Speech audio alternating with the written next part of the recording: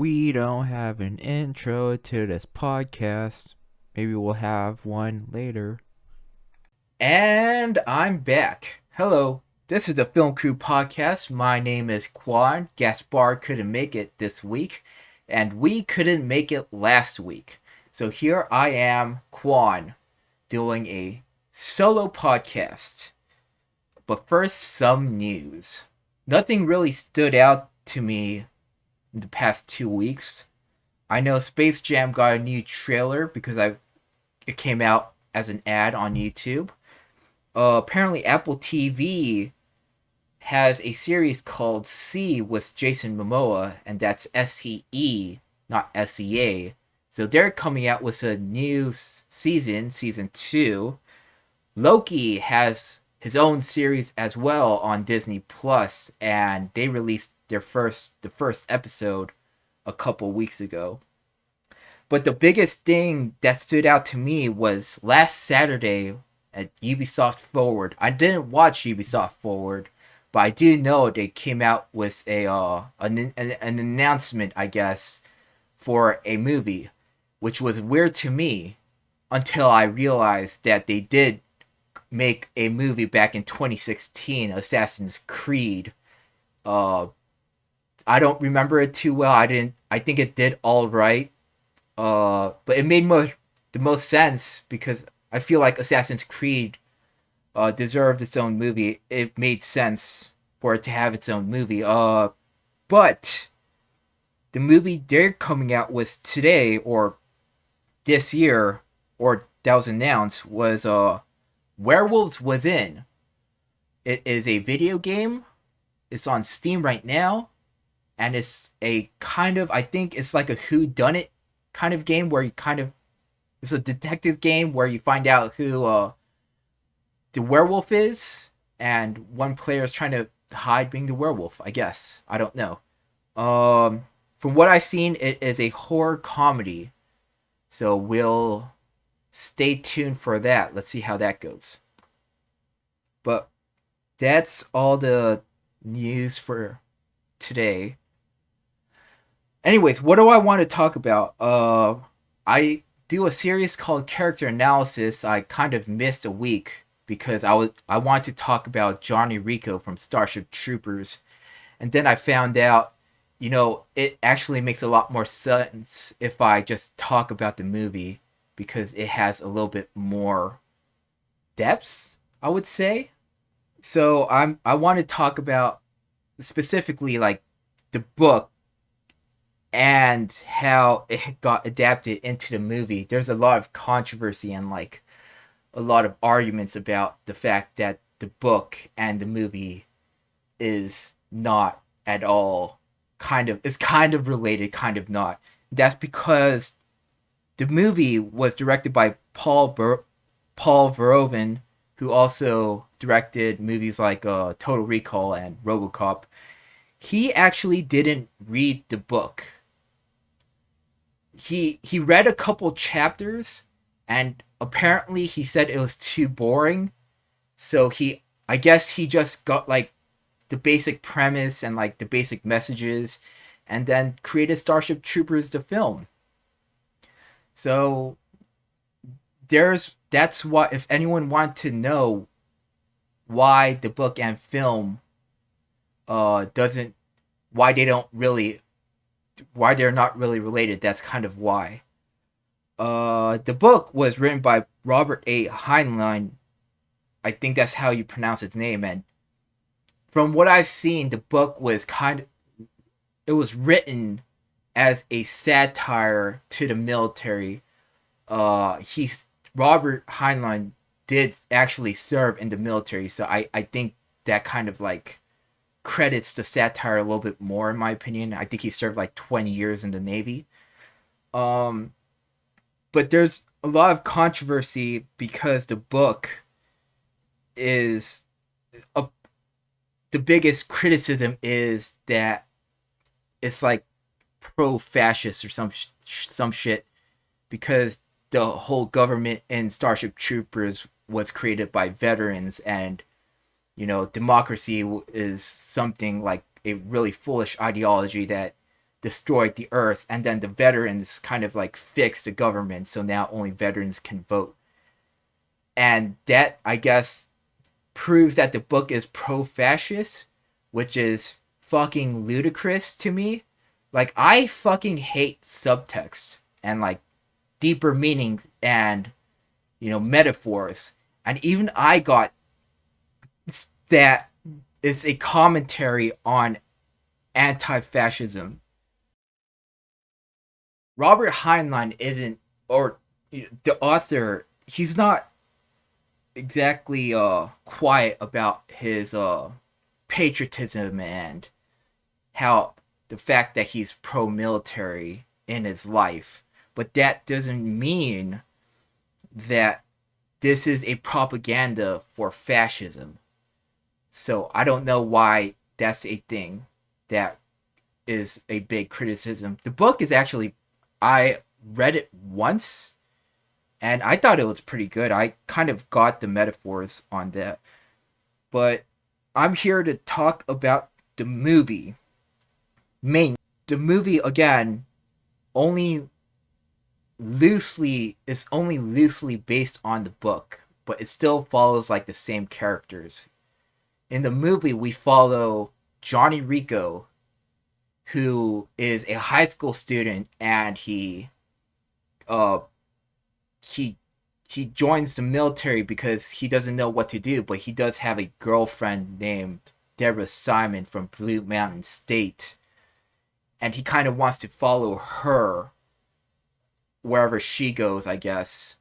And he also has a best friend, Barney Stinson, and jokes aside, we're just gonna call them by their actual name. Carmen Ibanez. Carmen Ibanez is the girlfriend, and Carl is his best friend, who's like a sidekick, and he wants to be a scientist. But the point is, it follows these three high school students who join the military and to get like citizenship, or because they want to be a scientist, or because they want to be a pilot. There's many reasons why people join the military in this universe. In Johnny Rico's case, it was again to follow his girlfriend. He ends up getting dumped. He makes platoon sergeant in the basic training, and he accidentally gets one of his teammates killed during a live fire exercise. So he's like, oh fuck, I'm a screw up, I want to go home. Unfortunately, he can't go home because the main antagonists of the movie, the Arachnids, shoot a bug meteor to his home of one of his heirs, killing all of his loved ones, including his parents. So now his motivation changed from I want to be with my girlfriend to I want to kill bugs. They ruined my life a little bit. So that's just my main purpose now. But he ends up passing basic training, and he goes on, I guess, adventures, if you want to call it that. He drops into Clendathu, which is one of the homeworld of the bugs, the arachnids. He almost dies because the leaders are kind of incompetent and wanted to fucking D-Day into Clendathu, which is a terrible idea. But he survives, and he meets up in another platoon with his old high school teacher. His old high school teacher is the platoon leader, Lieutenant Ratzak.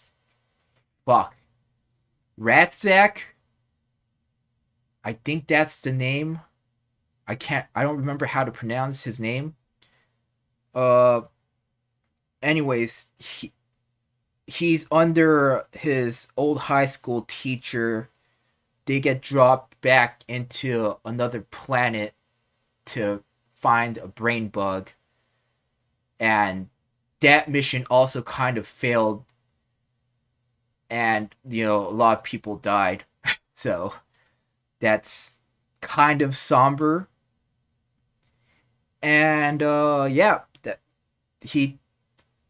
his high school teacher also died, so he takes over his platoon. He goes back down. He captures the brain bug. Everyone lives happily ever after. Kind of. I want to kind of compare the book and the movie a little bit. So that's kind of the basic premise of the movie. The book, I think, starts off with Rico joining the military, not him being in high school, and it ends with the Clendathu drop.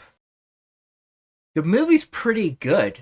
Like I think it's one of those things where it's a dark comedy. It's like a satire of the military and war, which is kind of the same message the book has. And it also comes with its own controversy of, people misunderstood the movie.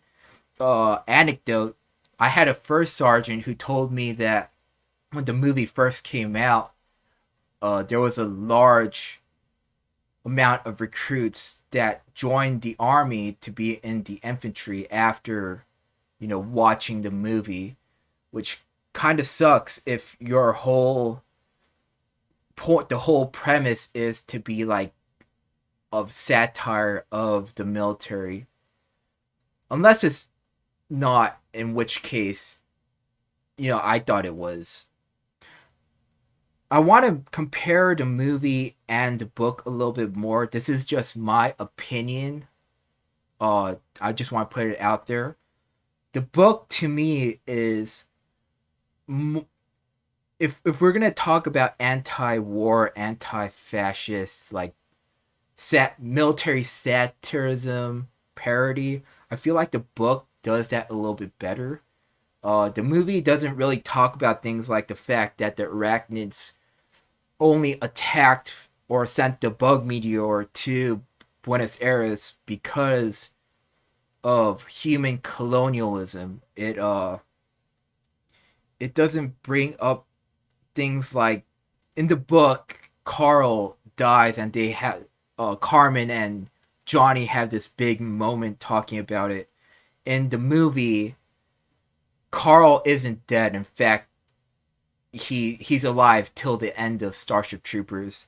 He even makes Colonel. He's the one that actually sent the infantry down, even though he knew that his objective was there about the brain bug, and he just wanted to see its capabilities and risk the lives of soldiers. Which actually, now that I think about it, that is kind of like a satire of the military, because dumb leaders and leaders risking people's lives. So I guess it is, in that sense, kind of anti-war. But I feel like it would have had more impact because Carl is the best friend of Johnny Rico in both the movie and the book. So I feel like there's more of an emotional impact if they just killed off Carl. Even though I don't want to say it, because Carl's a pretty funny character in its own way.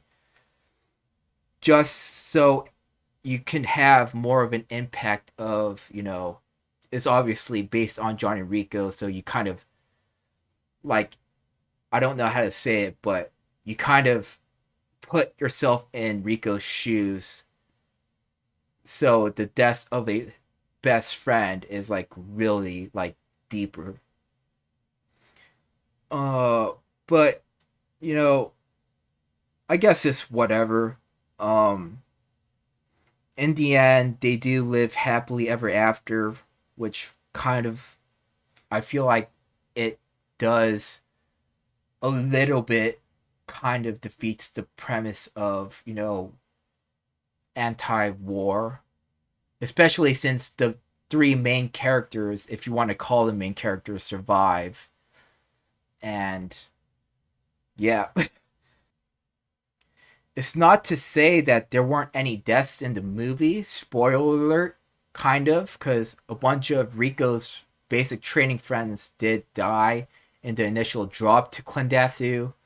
A little bit of a bigger spoiler alert: Disney Flores, who was in the beginning of the movie because she's crushing on Rico, they end up like making the whoopee, and she also dies during the initial drop when they were going to find, or they're trying to test the brain bug capacity thingamabob. She dies right as they were getting saved. So I guess that's a little bit sad as well. Actually, no, it's really sad, kind of. But it's one of those things where you can't take some of the deaths too seriously because, you know. All right, so here's the thing. It During the battle, right before Ditsie's death, they fucking try to save a general, and he ends up dying in the most comical way, to the point where like there was another soldier, Ace, who laughs about it, kind of. So I honestly don't really have that emotional. Sugar just trying to kill some bug sir walk-ins. He dies to save Rico and, the people that are trying to save Ibanez when they first see the brain bug. He dies sacrificing himself. But yeah, at the end of the day, the movie is still pretty good, even if, there's a lot of controversy and, a lot of criticism. Even the book was pretty good. I think it won like some awards or something like that. But yeah, we're not gonna fucking talk about Starship Troopers 2, 3, 4, and the series, because those were just dumb as hell. It's Jesus. I'm about to fucking rant. Rant warning, because it's one of those things where if you're new to the podcast, you don't notice, but one of the biggest things that I hate is the numbering of movies, and Starship Troopers is no exception, because they numbered it technically correctly with Starship Troopers 1, 2, 3, 4, so on. But the problem is Starship Troopers 2 has nothing to do with Starship Troopers 1. So if anything, it's a spin-off. And then Starship Troopers 3 has to do with Starship Troopers 1, except it only follows Johnny Rico 8 years after Starship Troopers 1, and it's stupid. And here's the thing. Let me put it into like context or examples. Imagine Star Wars, right? Alright? What if we did Star Wars 1, 2, 3, and then called Rogue One Star Wars 4, and then skip like 5 and move to Star Wars 6 and call it Star Wars 5 instead? It makes no sense in terms of the fucking timeline. And I don't know why. The one time they shouldn't have numbered it, Hollywood decides to number it. Why? And don't get me started with the TV series. What the fuck is a TV series? You know what they call it? Roughneck Chronicles Starship Troopers Season 1, 2, 3, and 4? No, they called it Roughneck Chronicles Pluto Campaign, the Homefront Campaign, the Clandestine Campaign. Instead of numbering it, why? So they should have numbered the TV series. They shouldn't have numbered the movies. But they got it backwards. And it's frustrating. Because there is a timeline in the Roughneck Chronicles. They decided to just do whatever the fuck they want with the names. So that's just great. But it's okay, because I think the ratings are terrible for Starship Troopers 2. I don't know about 3. And I know they came out with a 4, which was stupid because it was an animated movie. And I don't even know how far ahead that was. The point is, Starship Troopers 1 was good. And it has a high enough rating. I think it has like 8 out of 10 on IMDb.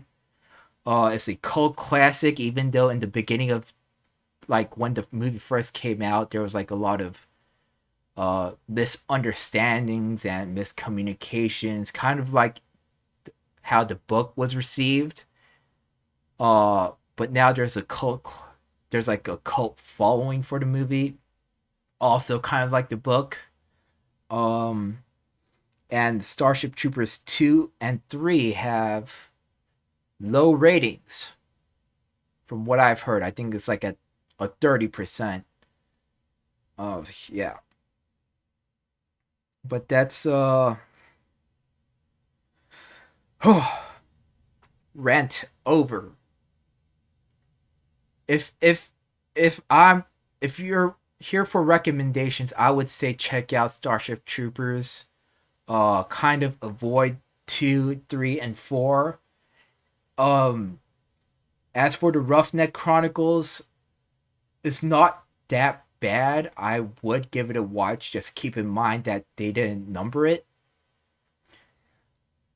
Other than that, I think they also made a Starship Troopers game, which I might check out, called the Marauder or Starship Troopers Marauder, which doesn't follow Rico. It just follows a completely different character.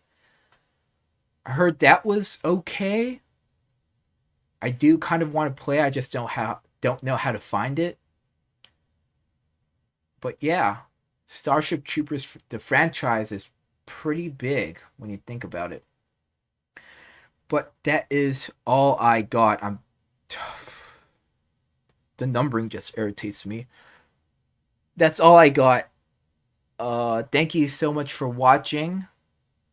Thank you so much for listening. I have a gaming channel, Quan is Gaming. So far, I've been playing a lot of Don't Starve. It's a pretty good game. The stuff is right here. We have an Instagram, instagram.com/filmcrew7. Gaspar, actually, now I think about it, Gaspar also has his own gaming channel, Gaspar _the_ creatures. You can find us at any podcast site so far imaginable from what I've seen. You can also find us on YouTube, the Film Crew. And yeah, I'll see you all next time. We also don't have an outro either. We'll probably have one soon.